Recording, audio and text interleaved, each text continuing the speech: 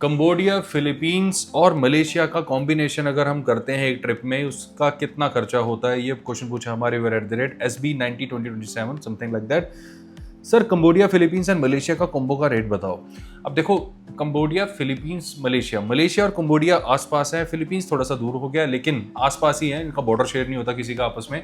तो आप मान के चलें कि आपको पॉइंट ए से पॉइंट बी में बाय एयर ही जाना होगा, क्योंकि जब बॉर्डर शेयर होता है तो बाय रोड जाने से कॉस्ट कम हो जाती है। तो इस केस में वो नहीं होगा।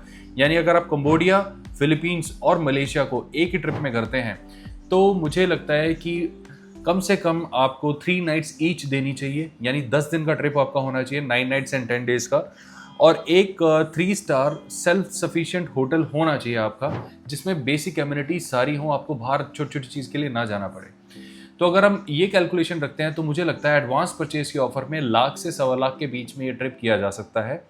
और अगर आप एडवांस परचेज मिस कर गए हैं तो भी मुझे लगता है कि 1.25 से 1.5 लाख के बीच में तो आराम से हो ही जाएगा, आप कभी भी करा सकते हैं।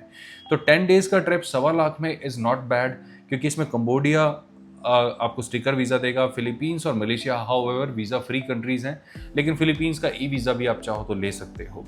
तो ये कंप्लीट ट्रिप जो है एडवांस परचेज में करने के बेनिफिट ये है कि आपको कम से कम 10 से 20% की सेविंग हो सकती है 3 महीने पहले एडवांस परचेज पे।